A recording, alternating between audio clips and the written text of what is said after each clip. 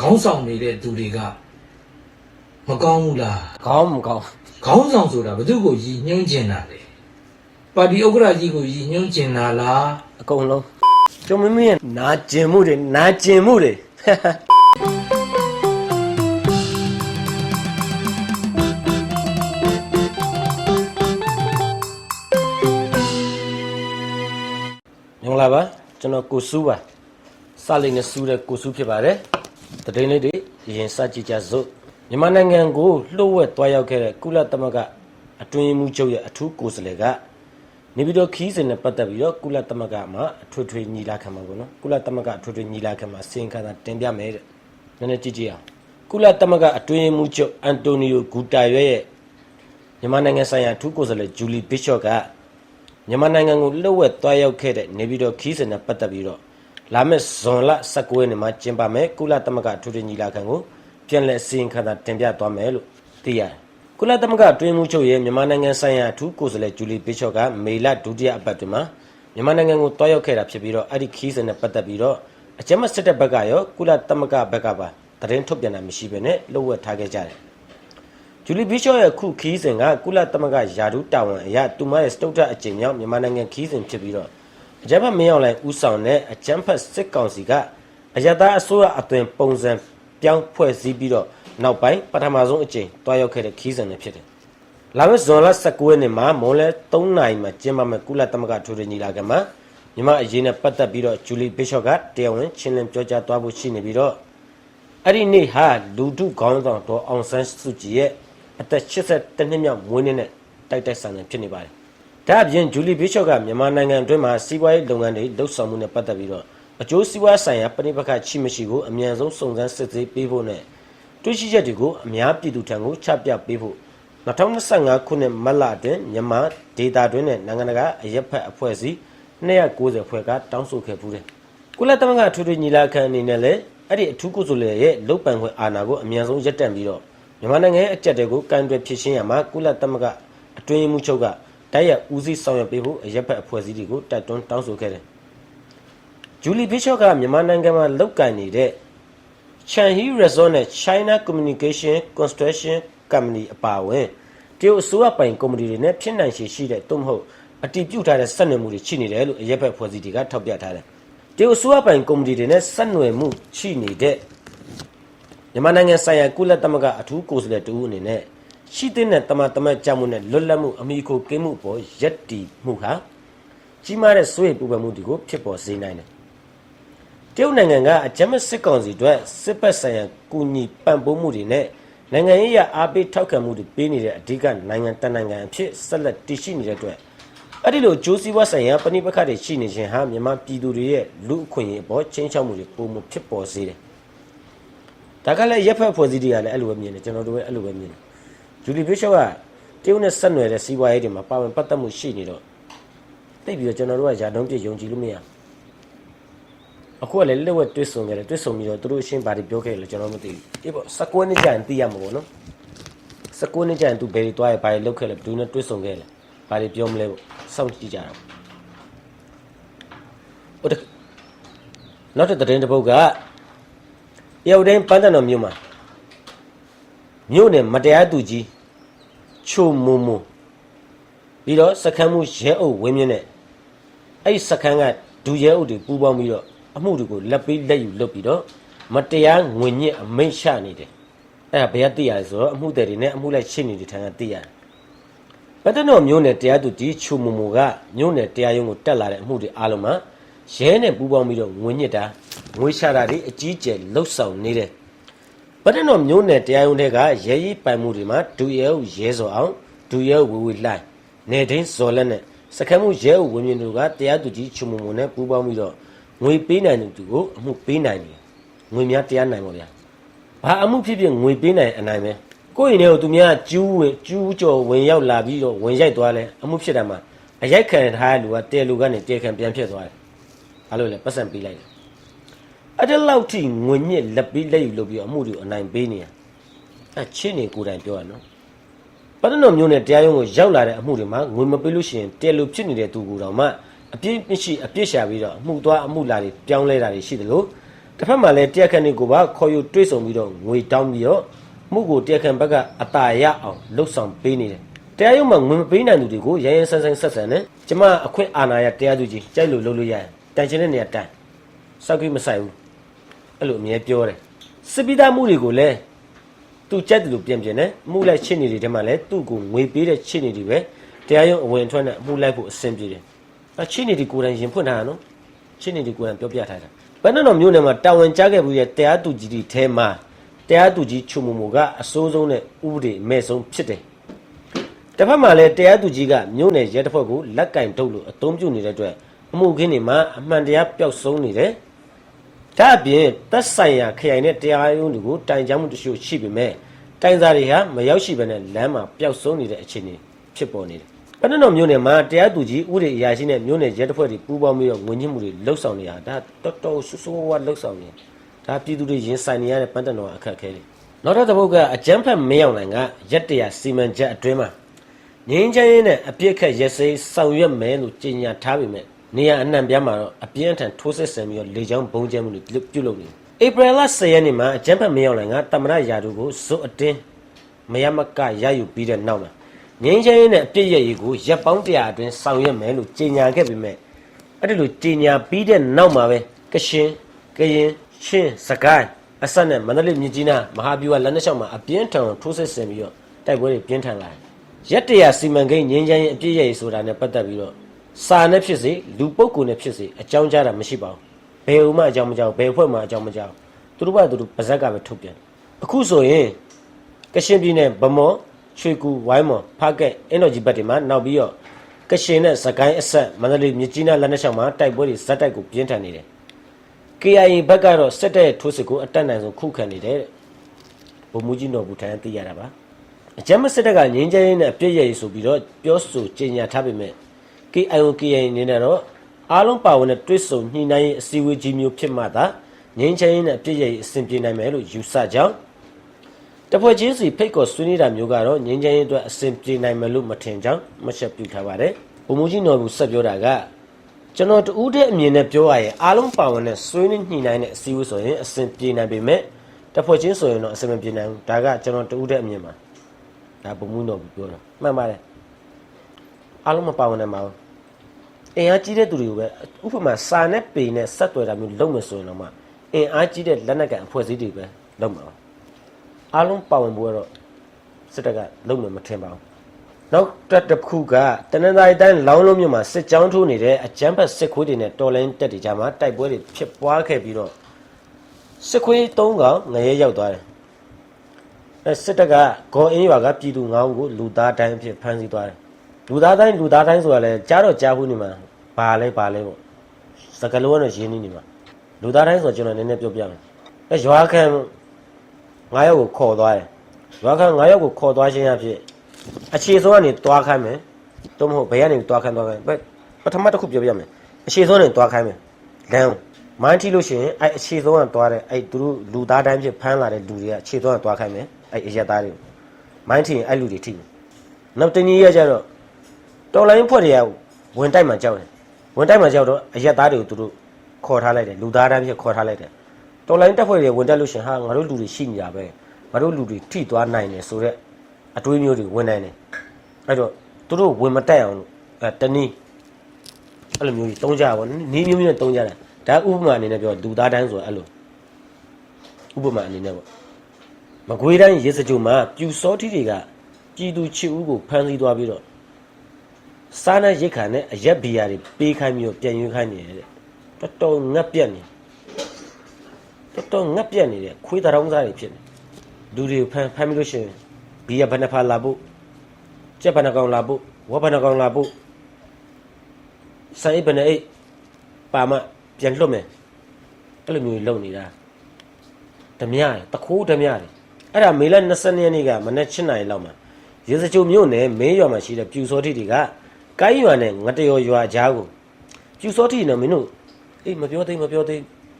းတို့စစ်ခွေးနောက်လက်တွေဆိုပြီးမန်တက်မနေနဲ့မင်းတို့လည်းရောချင်းပါနော်ချင်းခံရမှာမင်းတို့ဟိုကောင်တွေလည်းခိုင်းကောင်းလို့ခိုင်းနေရနော်အဲ့ဒါကိုင်းရွာနဲ့ငတရောရွာကြားမှာစစ်ကြောင်းထိုးလာတာဖြစ်ပြီးတော့ တောင်ရလောက်ကင်တဲ့ပြည်သူချေဦးကိုအတရားဓမ္မဖမ်းဆီးသွားတယ်ဖမ်းဆီးခံရသူတွေထဲမှာမင်းရွာကမျိုးသား2ဦးမျိုးသမီး4ဦးကိုင်းရွာကမျိုးသမီး2ဦးနဲ့ငတရရွာကမျိုးသား2ဦးအမျိုးသမီးကြီးပဲ9ယောက်တော့မှမိန်းကလေး9ယောက်ယောက်ျားလေး3ယောက်အဲ့ဒီလိုဖမ်းဆီးသွားသူတွေထဲကငတရရွာကနေ2ဦးကိုသာစတာနယ်ရိတ်ခါနဲ့အရက်ဘီယာတွေပေးပြီးတော့ပြန်လဲရွေးထုတ်နိုင်ခဲ့ပြီးတော့ကျန်တဲ့ပြည်သူတွေတော့ဆက်ဖမ်းထားတယ်မိန်းကလေး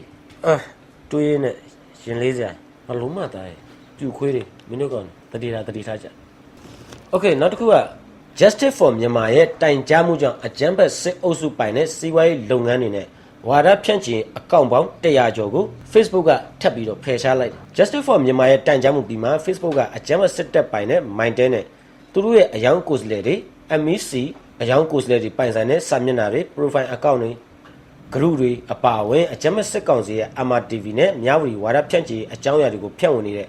အကောင့်တွေစုစုပေါင်း109ခုကိုထပ်မံပြီးတော့ဖယ်ရှားခဲ့တယ်အဲ့ဒီလိုရေးယူဆောင်မှုဟာ Facebook ရဲ့မိခင်ကုမ္ပဏီဖြစ်တဲ့ Meta က2021ခုနှစ်စစ်အာဏာသိမ်းပြီးနောက်ပိုင်းမှာချမှတ်ထားတဲ့စစ်တပ်ထိန်းချုပ်ထားသောစီးပွားရေးလုပ်ငန်းများနဲ့မီဒီယာများအပေါ်ပိတ်ပင်တားဆီးတဲ့မူဝါဒအရဆောင်ရွက်ခဲ့တာဖြစ်တယ်တဲ့ Mindtel နဲ့ MEC တဲဆက်သွယ်ရေးကွန်ရက်နှစ်ခုစလုံးကအကြမ်းဖက်မင်းအောင်လိုင်းတိုက်ရိုက်ထိန်းချုပ်ထားတဲ့အကြမ်းဖက်စစ်တပ်ပိုင်းမြန်မာစီးပွားရေးကော်ပိုရေးရှင်း MEC ရဲ့အစိပ်ပိုင်းတွေဖြစ်ပြီးတော့ MEC လုပ်ငန်းစုကြီးကိုအမေရိကန်ဥရောပသမဂ္ဂ EU UK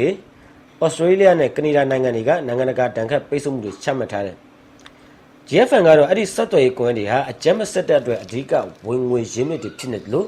Digital စောင့်ကြည့်ထောက်လှမ်းစနစ်တွေမှာလည်းအသုံးချခံနေရပြီးတော့အရသာပြည်သူတွေပေါ်ကျူးလွန်နေတဲ့စစ်ရာဇဝမှုတွေနဲ့လူသားမျိုးနွယ်ပေါ်ကျူးလွန်တဲ့ရာဇဝမှုတွေကိုတိုက်ရိုက်အားပေးကူညီနေတယ်လို့ထုတ်ပြန်ထားတယ်။ Facebook က Mindtel နဲ့တခြားအကြမ်းဖက်စစ်တပ်ပိုင်းနဲ့စီးပွားရေးလုပ်ငန်းတွေနဲ့အကောင့်တွေကိုအကြိမ်ကြိမ်ဖယ်ရှားခဲ့ပေမဲ့စစ်တပ်ပိုင်းစီးပွားရေးလုပ်ငန်းတွေကတော့နာမည်အမျိုးမျိုးပြောင်းလဲပြီးတော့ထုတ်ကုန်တဲ့ဝန်ဆောင်မှုတွေကိုဆက်လက်ကျင်းညာရောင်းချနိုင်ဖို့ online ပေါ်မှာနေမျိုးစုံနဲ့ပြန်လည်ပေါ်ထွက်လာနေတာပဲအကြမ်းဖက်စစ်အုပ်စုရဲ့ဝါဒဖြန့်ချီရေး channel ဖြစ်တဲ့ MRTV နဲ့ Twitch Kiss တို့ကိုဖယ်ရှားခဲ့ပြီးတော့မြဝတီကိုလည်း TikTok ကနေဖယ်ရှားထားပြီးဖြစ်တယ်အဲ့ဒီလူမှုမီဒီယာ platform တွေကဖယ်ရှားလိုက်တဲ့အတွက်အကြမ်းဖက်စစ်အုပ်စုရဲ့ဓာတ်ရိုက်ထုတ်လွှင့်နိုင်တဲ့စွမ်းနဲ့မုန်းစကားသတင်းအမှားတွေဖြန့်ဝေနိုင်စွမ်းကိုအတော်တန်ကန့်သတ်နိုင်ခဲ့တယ်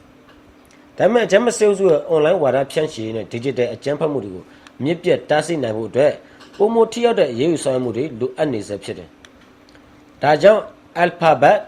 Apple, TikTok နဲ့ Telegram တို့အနေနဲ့လည်းအကြမ်းဖက်စစ်အုပ်စုနဲ့စစ်တပ်ပိုင်းစီးပွားရေးလုပ်ငန်းတွေကိုသူတို့ရဲ့ platform တွေပေါ်ကနေအပိပိုင်ပိတ်ပင်တားဆီးဖို့ထပ်မံတောင်းဆိုထားတယ်ဒီပုံမှာကြော်မျိုးမင်းရဲ့လောင်မြိုက်နေမှုကျွန်တော်တို့ကြည့်ရှုခန်းစားရမှာဖြစ်ပါတယ် Okay ပါ reaction video လေးစကြည့်လိုက်ရအောင် Okay ပါကြော်မျိုးမင်းရဲ့လောင်မြိုက်မှုလေးကနေစကြည့်လိုက်ကြရအောင် Okay ပါဘယ်လိုလောင်လဲကြည့်လိုက်ရအောင်ဟောတမတော်ဘက်မှာရှိသည်ဟုဆိုတော့သူ့အမြင်ပေါ့နော်အကောင့်ပေါင်းလူပေါင်းများစွာကိုအကောင့်ပေါင်း page ပေါင်းများစွာ1000ကျော်ပေါ့ဗျာ1400ကျော်ဒီ9လအတွင်းမှာ page ပေါင်းအကောင့်ပေါင်း1400ကျော် Facebook ကဖယ်ရှားလိုက်တမတော်ဘက်ကထောက်ခံတယ်လို့ယူဆရတဲ့အကောင့်ပေါင်း page ပေါင်းများစွာကိုဒီ9လအတွင်းမှာ Facebook ကဖယ်ရှားပစ်လိုက်တယ်အဲ့ဒါ Justice for Myanmar ရဲ့ထုတ်ပြန်ချက်အရတွားတွေ့ရတယ်တော်တော်ကိုမှပဲရှင်းပြရင်တော့ social media ပေါ်မှာဒီကောင်တွေကဝါဒဖြန့်ချီမှုအားကောင်းပြီးတော့ဒီဘက်ကတံပြန်ပြီးတော့အမှန်တရားတွေကိုပြန်ရှင်းပြလို့မရတော့ Facebook မှာတော့ ANR ရေးထားတဲ့ခါကျတော့ဒီ Facebook ကသတင်းတွေကလူလူကြားမှာရောက်နေတဲ့ခါကျတော့လူလူကလည်းအဲ့ဒါကိုထင်အောင်ထင်မှားဖြစ်ပြီးတော့အစိုးရကမှအမြင်ဆောင်တာတွေရှိတယ်ဝါဒဖြန့်ချီပိုင်းမှာအစိုးရကဘယ်လို့မှအဲ့ဒီဒီဘအုပ်စုမိကိုမပြီးတော့တွားတွေ့ရတယ်ဘယ်လောက်ကြီးဆိုလဲဆိုရင်ဒီ Facebook အစိုးရရဲ့ official page တွေဖွင့်တယ်ရပိုင်းမဲ့ခံတယ်ပြုတ်တယ်နော်အစိုးရအဲ့တော့ဘာမှဆိုင်ရမယ်ကျွန်တော်တို့ကပြုတ်တယ်ဘာကျွန်တော်ကပြုတ်တယ်အဲ့လိုမျိုးနော်အဲ့တော့အခုသူ Justice for Myanmar ထုတ်ပြန်ချက်အရပြောမယ်ဆိုရင်ဒီအပိုင်းတွေအတွင်းမှာပဲနော် MRTV တို့မြဝတီတို့နောက်က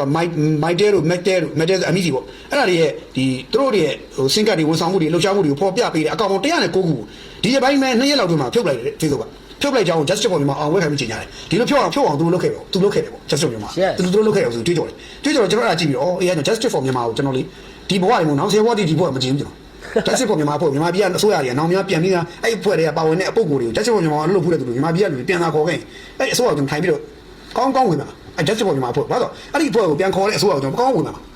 ဘာလို့ဆိုဒီဖွဲ့စည်းကဒီတိုင်းပြည်ကိုကောင်းဒုက္ခပေးတယ်ဒီ Justice for Myanmar အကြီးကျယ်ဒုက္ခပေးတယ်မြန်မာပြည်ကတထေးတွေတောင်းအောင်မလုပ်ဘူးမြန်မာပြည်ကလူကြီးတွေတောင်းအောင်မလုပ်ဘူးအကုန်လုံးကိုသူရကြမချင်ဘူးမြန်မာပြည်ရှိစီးပွားရေးလုပ်ငန်းတွေအကုန်လုံးကိုတောက်ကြည့်ပြီးတော့တောက်ချောက်မှုရ မွေးပြီးသူတို့လုပ်နေတယ်နော်ချက်ချွတ်အဲ့ဒါမကီဘိုးမန်အုပ်စုပြန်တော့နှုတ်ပေးလိုက်တယ်ညီမဆိုရအမှန်လွတ်တောင်းပေးလိုက်သေးသူတို့ကဖမ်းပြီးပြန်တော့နှုတ်ပေးသေးနော်အဲ့တော့ Justice for Myanmar ကထုတ်ပြန်သူတို့အောင်မဲခံထုတ်ပြန်တယ်ပေါ့ဗျာဒီနေ့25ရက်နေ့မှာသူတို့အနေနဲ့အကောင့်ပေါင်း109ခု Facebook ဆောင်နေတာဖယ်ရှားနိုင်ခဲ့တယ်ဒါသူတို့လုပ်တာဆိုပြီးတော့ပြီးတော့ဆက်ပြောတယ်ဗာလဲဆိုတော့2026ခုဇန်နဝါရီကနေပြီးတော့ခုမေလအထိ9လအတွင်းမှာတဲ့နော်မိုင်းတဲအပါဝင်လူမှုကွန်ရက်စာမျက်နှာတွေ group တွေ profile account တွေစစ်တပ်နဲ့ဆက်ဆက်တယ်လို့ယူဆတဲ့ account ပေါင်းစာမျက်နှာပေါင်း1400ကျော်1400နီးပါးပေါ့နီးပါးကို Facebook စာမျက်နှာသူတို့ဖယ်ရှားနိုင်ခဲ့ပါပြီတဲ့သူတို့ကြီးညာတယ်အဲ့လိုကြီးညာတယ်အဲ့တော့တမန်စဉ်းစားကြည့်ပေါ့ဗျာဒီလောက်ထိလုပ်တဲ့ခါကျတော့ဟိုကျွန်တော်တို့တော့ပါလာဆိုကျွန်တော်တို့လည်းပါမှာပေါ့ဗျာကျွန်တော်တို့ဆိုရင်အခုချိန်ထိဘာမှလုပ်မရတော့နော်ဘာမှကိုလုပ်မရတာပြီးခဲ့တဲ့ရပိုင်းတွေမှာလုပ်တာတို့ဘာလဲဆိုတော့တယ်လီဖုန်းကုမ္ပဏီတွေလုပ်တယ်ဗျာ Metal Inwa ဘန်မြောက်ဒီဘက်ဆင်မင်းပြီးလဲမြန်မာပြည်ကတကုန်းပြည်ကနော်နမ်းမြိုင် Endorse Skydiving အစရှိတဲ့စစ်တပ်နဲ့စစ်တာတွေနော်ဟိုဗာလဲကျွန်တော်တို့တခြားဟာတွေပေါ့ကျွန်တော် New Service Station ဆိုတော့ Facebook page တောင်ပါသွားသေးအဲ့ဒီမှာနော်အဲ့တော့ပြီးလဲပြီးတော့မြန်မာ International TV MITV တို့ရတနာဘုံတို့ MRN News တို့ Facebook စာမျက်နှာတွေအကုန်ဖယ်ပလိုက်တယ်ပြန်ကြိုက်ဝင်ချင်တာဟာတွေအကုန်ဖယ်တာအကုန်ကင်တာကင်ပြစ်တာကင်ပြတော့အဲ့လိုမျိုးကုန်းတရား1400လောက်ချထလိုက်ခဲ့ဆိုငါလာဒီမှာဘယ်တော့တို့အဖွဲ့တွေက NR နဲ့ own နေချင်းဒီဝါရထန်ချီရတဲ့အောင်လုပ်နေတယ်လဲဆိုတော့အသိသိချင်တာပေါ့နော်ဆိုတော့ကျွန်တော်တို့အနေနဲ့ကျတော့ဘာလို့ဘာမှလုပ်လို့မရတော့ဘူးကျွန်တော်ဆိုရင်ကျွန်တော် personal account ကို Facebook ကိုကြောင်မျိုးမင်းဆိုတဲ့နာမည်နဲ့ကျွန်တော်ခု Facebook ကိုတက်တော့ကျွန်တော်ဒီနေ့ကျွန်တော်မှန်းသိတဲ့နေ့တစ်ပတ်လောက်ဆိုပြုတ်ပြီ တပတ်မ ဘာ ကဲ လို့သူတို့ one report ထုတ်တာ report ထုတ်ပြီးရင်အဲ့ကောင် link တွေကိုယူပြီးတော့တစ်ဖက်ဖွဲ့စည်းကိုစာပို့တယ်ကျွန်တော်တို့ကောင်းကောင်းတွေ့တယ်အဲ့ကျွန်တော်တို့ဆို Facebook ကိုဘလို့မှ Facebook ကောင်းကောင်းတက်လို့မရဘူးလို့တက်လို့မရအဲ့တော့ကားလို့ပြကျွန်တော်တို့သတင်းဌာနဆိုလဲ Facebook page ဖွင့်လို့မရဘူးမရဘာလို့မရလဲတို့ဘယ်လောက်ထိအညိုးကြီးလဲမင်း npnewsmm.com ဆိုတဲ့ website ကသတင်းတစ်ပုဒ်ကိုခင်ဗျအဲ့ link အတိုင်းယူပြီးတော့ခင်ဗျ Facebook မှာတင်ကြည့်ခင်ဗျ Facebook ပါချက်ချင်းအဲ့သတင်းကိုတင်တဲ့အတွက်ခင်ဗျ Facebook က warning လာပြီးပေးလိမ့်အဲ့ link ကလည်းကြမတော့ဘူး post တက်မတော့ဘူး community နဲ့ညှိပါလေလို့အဲ့လောက်ထိကျွန်တော်တို့စော်ထားတာကျွန်တော်ဆိုဒါရှိပါမီဒီယာရဆိုကျွန်တော်တင်းတက်ခံရတာပေါ့နော်တအားတင်းတက်မီဒီယာရတင်းတက်ခံရတယ်ကျွန်တော်ဟို social media မှာတက်ပြီးတော့ဘာမှကိုပြောရလို့မရှိဘူးတခါတည်းကျွန်တော်ပတ်သက်ကိုပိတ်လိုက်ပြောရင်တော့သူတို့ပြောတော့လွတ်လပ်ခွင့်လို့ပါတော့ဘယ် Facebook မှာကျွန်တော်လွတ်လပ်ခွင့်မရတာ Facebook ပေါ်မှာကျွန်တော်လွတ်လပ်ခွင့်မရဘူး YouTube မှာကျွန်တော်လွတ်လပ်ခွင့်မရဘူးကျွန်တော် video clip တွေ bio တွေခင်ဗျားတို့ YouTube မှာတွေ့နေရဆိုကျွန်တော်ဟာမဟုတ်ဘူးအတမရရောက်တင်လို့သားကျွန်တော်ကတင်လို့မရဘူးလွတ်လပ်ခွင့်မရဘူး Facebook မှာလည်းကျွန်တော် post တင်လို့မရဘူးစာရေးလို့မရဘူးတင်လိုက်ကျွန်တော်မှသိပြုတ်အဲ့တော့မီဒီယာလွတ်လပ်ခွင့်ဆိုတော့ကျွန်တော်မှဘာမှမရှိဘူးဟိုအပေါ်မှာမရ Facebook မှာ social media လွတ်လပ်ခွင့်ဘာမှမရဘူးကျွန်တော်အဲ့ဒါမျိုးသူတို့ကပြောလိုက်သေးတယ်မြန်မာပြည်မှာမီဒီယာလွတ်လပ်ခွင့်ကအစိုးဆုံးချိန်ရောက်နေပါလေသူတို့ရေးချင်တာရေးပြောချင်တာပြောနေတာကိုကျွန်တော် okay တယ်ကျွန်တော်ဒီဘက်ကပြန်ပြီး counter ပြန်ရေးဆိုတော့ကျွန်တော်တို့ပိတ်လိုက်ဗဇက်ကိုတစ်ဖက်တစ်ဖက်တဲ့ဒီလိုသူတို့ဘက်ကလွတ်ထားတယ်သူတို့ဘက်ကပြောချင်တာပြောတယ်ကျွန်တော်တို့ကျတော့ဒီလိုလာပိတ်ထားတယ်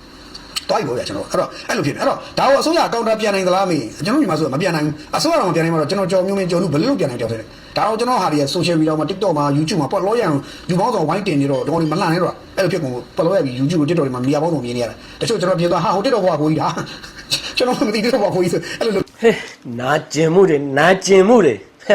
ဲအဲ့တော့ကျွန်မမင်းရဲ့နာကျင်မှုတွေကလည်းမနေ့ကတော့ဒီကောင်ထောင်ကြမှာကြောက်တော့နည်းနည်းမရောက်လိုက်နည်းနည်းမှုန်းတင်တယ်ဘူးလက်နဲ့သူနဲ့ပြက်နာတက်ထားတာဟုတ်ပြက်နာတက်ထားတော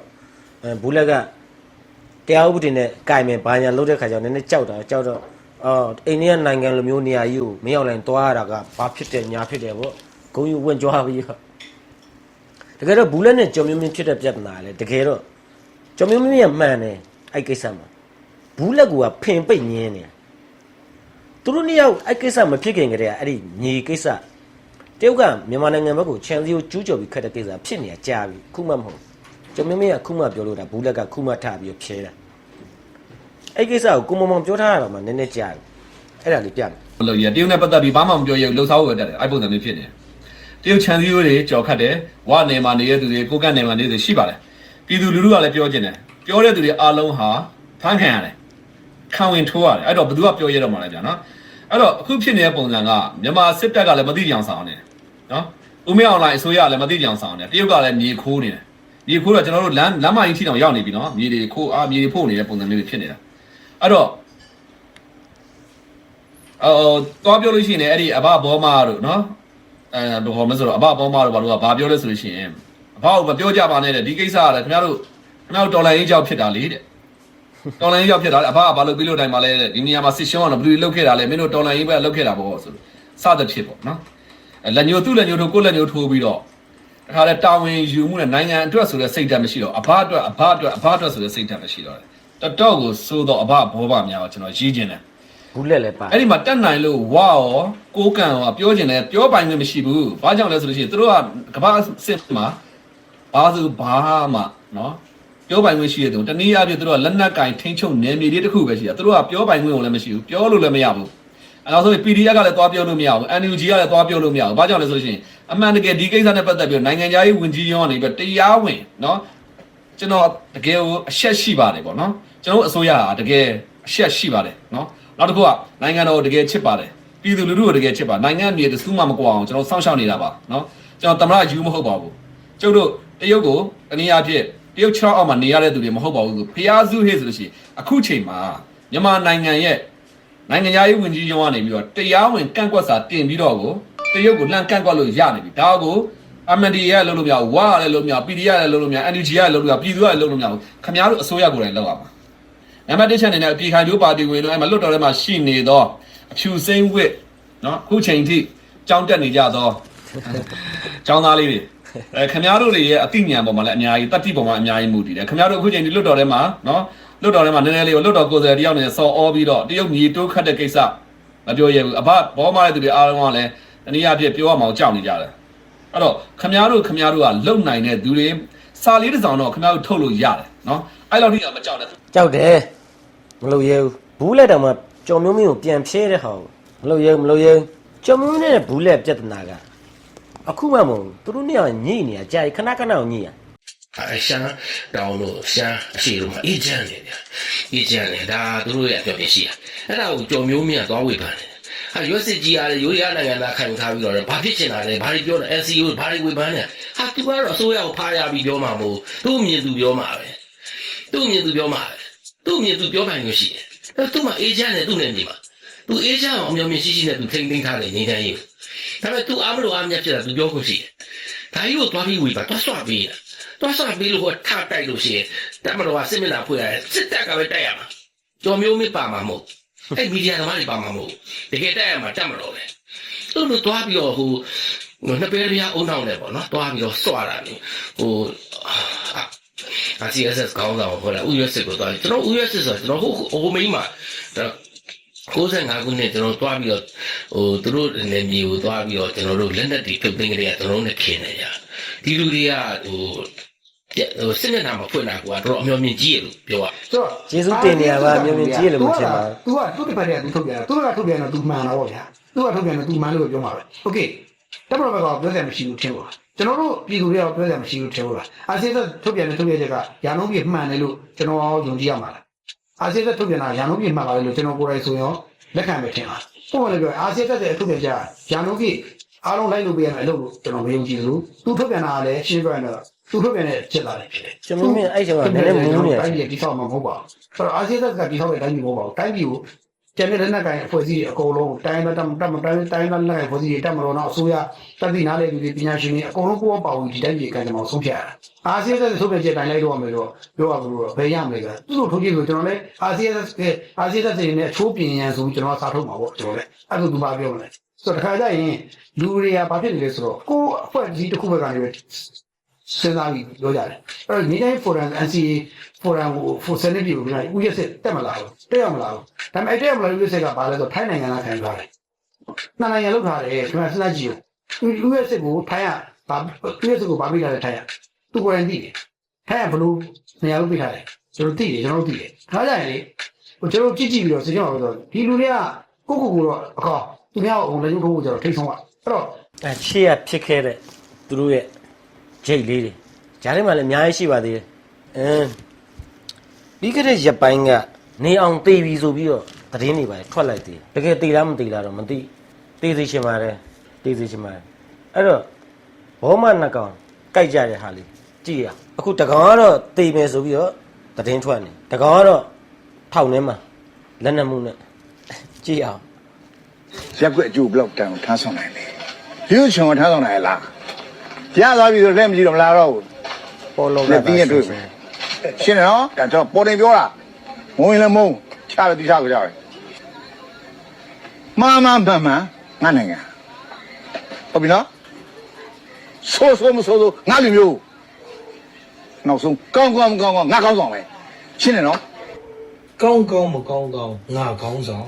အပေါ်မှာပြောထားပါသေးတယ်မှန်ငါနိုင်ငံဆိုးမဆိုးငါလူမျိုးကောင်းမကောင်းငါကောင်းဆောင်โอเคပါအပေါ်ကနှစ်ခုကိုနားလည်ပေးလို့ရပါတယ်မှန်ငါနိုင်ငံဆိုးမဆိုးငါလူမျိုးဒါကိုနားလည်ပေးလို့ရတော့ညာ ကောင်းကောင်းမကောင်းကောင်းငါခေါင်းဆောင်ဆိုတဲ့စာသားကြွေးကြော်တဲ့ဆောင်ပုဒ်ကိုတော့ကျွန်တော်အနေနဲ့နားလည်ပေးလို့လည်းမရပါဘူးလက်ခံပေးလို့လည်းမရဘူးသူဝတ်ထားတာသူဆင်မြန်းထားတာပြည်ထောင်စုကြံ့ခိုင်ရေးနဲ့ဖွံ့ဖြိုးရေးပါတီကိုကိုစားပြုတဲ့အဝတ်အစားပါအဲ့ဒီအဝတ်အစားကိုဝတ်ထားပြီးတော့ကောင်းကောင်းမကောင်းကောင်းငါခေါင်းဆောင်လို့ပြောတယ်ဆိုတော့ဟုတ်ပြီပြည်ထောင်စုကြံ့ခိုင်ရေးနဲ့ဖွံ့ဖြိုးရေးပါတီထဲမှာခေါင်းဆောင်နေတဲ့သူတွေကမကောင်းဘူးလား တကောင်းမကောင်း ခေါင်းဆောင်ဆိုတာဘယ်သူကိုရည်ညွှန်းခြင်းတာလဲပါတီဥက္ကဋ္ဌကြီးကိုရည်ညွှန်းခြင်းတာလား အကုန်လုံး ပါတီရဲ့ထိပ်သီးပိုင်းမှာဥဆောင်နေကြတဲ့ခေါင်းဆောင်ပိုင်းအကုန်လုံးကိုရည်ညွှန်းခြင်းတာလားကောင်းကောင်းမကောင်းကောင်းငါခေါင်းဆောင်လုပ်လို့မရပါဘူး ဒါကတော့သူတို့ပေါ်လောကသားဘောမချင်းချင်းကြိုက်ထားတဲ့ဟာဒီပေါ့နော်အခုတော့တကောင်ကတေးအန်ဆဲဆဲစန့်ငင်ဖြစ်နေရသိပြီလားမသိဘူးလားမသိဘူးတကောင်ကတော့ထောင်ကျလူဆဲဆဲဒါပဲဒီကောင်တွေရဲ့ဘောမတွေရဲ့တွားရလန်ဒါပဲဒီကောင်တွေရဲ့ဆုံးသက်ကဒါပဲကဲနောက်ဆုံးတစ်ပုတ်အနေနဲ့နောက်ဆုံးတစ်ပုတ်ဆိုရင်ဘယ်လိုလာမလဲတော့အောင်ဆန်းစုကြည်ကဲကြည့်လိုက်ရအောင် ဒါမှပဲအတိုက်ဆိုင်မှုကကောင်းမှုနဲ့တိုက်ဆိုင်မှုရအဲ့ဒီနေကိုယ်ထဲမှာဖေဖေကပြောသွားတာကျုပ်ကဒီနိုင်ငံကိုမြစ်တာနဲ့သစ္စာနဲ့အုပ်ချုပ်သွားမယ်လို့ပြောသွားတယ်ပြီးတော့နိုင်ငံကိုမြစ်တာနဲ့သစ္စာနဲ့အုပ်ချုပ်မယ်လို့ပြောတဲ့နိုင်ငံကောင်းဆောင်ဘယ်လိုရှိလဲဆိုတာစဉ်းစားကြည့်တော့ဒါဘယ်လိုပါလဲနိုင်ငံကိုဆိုတာဟာအာဏာနဲ့မကင်းပါဘူးအာဏာဆိုတာပါလာတယ်အစိုးရဆိုတာအာဏာရှိရမယ်အာဏာရှိမှပဲအစိုးရများရဲ့တာဝန်ကိုကျေပြစွာထမ်းဆောင်နိုင်တယ်ဒါပေမဲ့ဒီအာဏာကိုသုံးဖို့ဟာအရေးကြီးတာအာဏာဟာအစိုးရအကောင်းရဲ့မဟုတ်ပါဘူးဒီအာဏာကိုသုံးဖို့ဟာအရေးကြီးတာဖြစ်ပါတယ်ဒါကြောင့်မေတ္တာနဲ့သစ္စာကိုခံပြီးတော့အာဏာကိုသုံးသွားမယ်ဆိုလို့ရှိရင်နိုင်ငံရဲ့အကျိုးကိုအများကြီးပြုနိုင်ပါတယ်။ဒါမေတ္တာနဲ့သစ္စာနဲ့နိုင်ငံကိုအုပ်ချုပ်မယ်ဆိုတာအခြေခံအဖြစ်နိုင်ငံနဲ့နိုင်ငံသူသားများအပေါ်မှာမေတ္တာထားရတယ်။နိုင်ငံနဲ့နိုင်ငံသူသားများကောင်းမှုစေခြင်းလို့တိုးတက်စေခြင်းလို့ချမ်းသာစေခြင်းလို့လုပ်တဲ့အလုပ်ဖြစ်ရမယ်။သစ္စာထားရဆိုတာဒီလူတို့ရဲ့သက်သာတဲ့နေရာမှာရိုးသားဖြတ်မှာမယ်လို့ကျွန်တော်ဒီလိုပဲမြင်မှာဒီလိုပဲနားလို့ဒီလူကိုမနဲ့ပြအောင်ဟောက်ပါမှုလူတွေလည်းဖြစ်ဖြစ်မဲလူတွေလည်းဖြစ်ဖြစ်ပြည်သူကိုနဲ့ပြတဲ့အလုပ်တွေမလုပ်အောင်ဒါသစ္စာနဲ့လေလို့ပဲဒီမှာဆံရဒါနဲ့ဒီမှာလည်းတောင်းရှိပါတယ်ဒါဟာလေကျွန်မဖေဖေရဲ့ရာပြည့်နေမှာမလို့ဖေဖေရဲ့ယုံကြည်ချက်တစ်ခုကိုကျွန်တော်ပေါ်ထုတ်ပြီးပြောရတာတာဝန်ဆိုတာကိုဖေဖေကအင်တာမအလေးထားခဲ့ပါတယ်တာဝန်ကျေပြဖို့ဆိုတာဟာ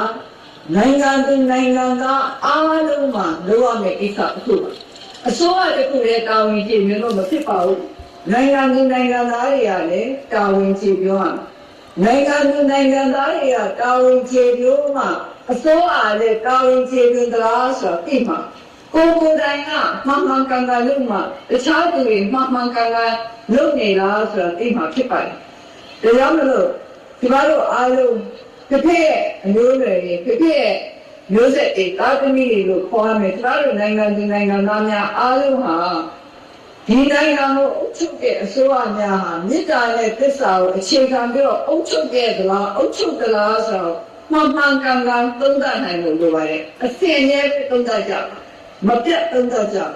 အဲ့ဒီလိုသုံးသပ်ပြီးတော့မှန်ကန်တဲ့အဖြေပေါ်မှာအခြေခံပြီးတော့ဒီလူတို့ရဲ့ရက်တွေမှာကျမတို့ရဲ့ဒီတော်သူတွေဟာတိုးတက်နိုင်မှာဖြစ်ပါတယ်